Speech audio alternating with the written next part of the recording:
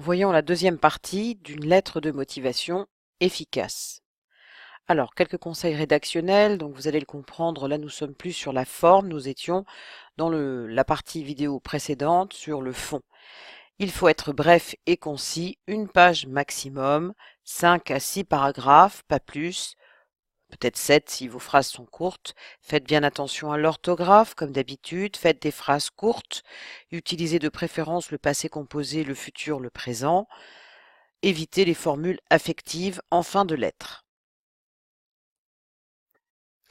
Alors, vous allez bannir bien sûr les mensonges. Vous vous souvenez qu'on ne ment pas ni dans un CV ni dans une lettre de motivation.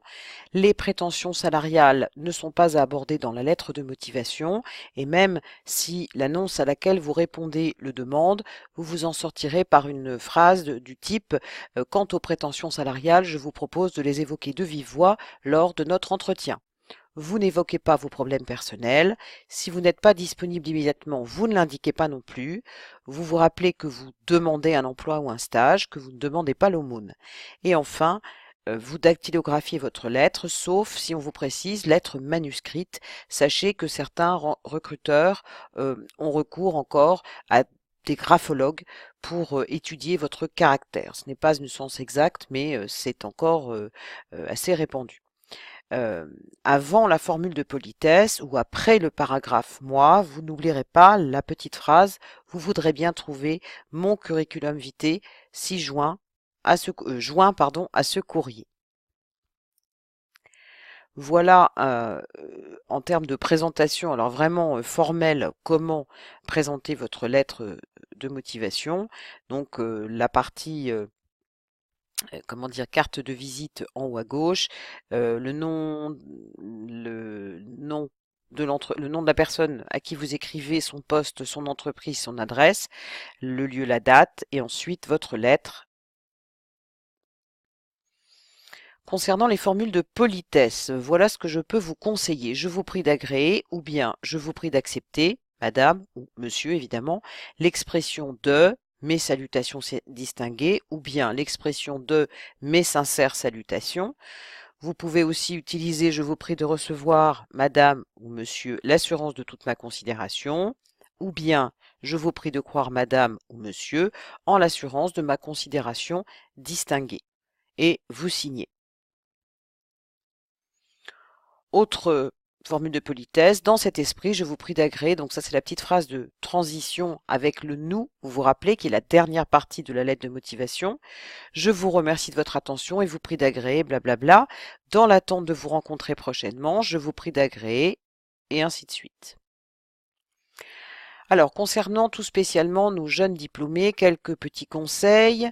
Effectivement, vous avez en général peu d'expérience professionnelle. Vous allez donc mettre en valeur vos stages, les compétences que vous avez acquises, les activités extra-professionnelles. C'est là-dessus qu'il faut que vous insistiez.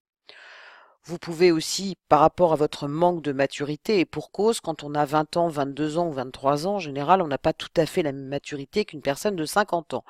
Donc vous pourrez insister sur votre autonomie, votre rigueur, votre fiabilité, votre inventivité, que sais-je, tout ce qui pourra contrebalancer votre apparent manque de maturité.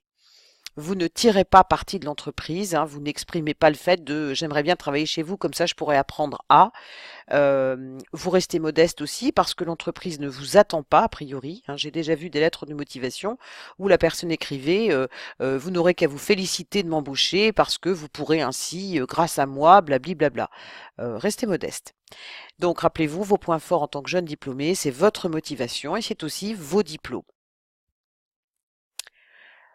Voilà comment dirais-je, la forme d'une lettre de motivation qui est tout à fait parfaite, me semble-t-il. Euh, c'est de la forme, mais c'est toujours utile de voir à quoi ça ressemble. Alors, concernant l'e-candidature, évidemment, qui n'est pas à négliger, loin s'en faut, vous ferez beaucoup plus court que la lettre jointe au CV. Ceci étant, la structure reste à peu près la même, mais vous allez faire beaucoup plus court, 10 à 15 lignes. Alors, les documents joints, par exemple, comme votre CV, déjà vous indiquez, vous le mettez en PDF évidemment, et vous indiquez le nom votre nom, CV et votre nom, parce que CV tout seul, ça n'est pas très commode. Quand on reçoit 50 candidatures par mail, c'est un peu compliqué ensuite de s'y retrouver.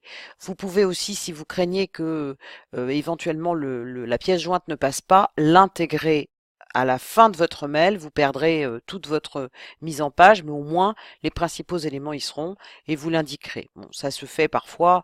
Internet marche quand même plutôt bien. Je ne sais pas si c'est utile, mais ça peut être une possibilité.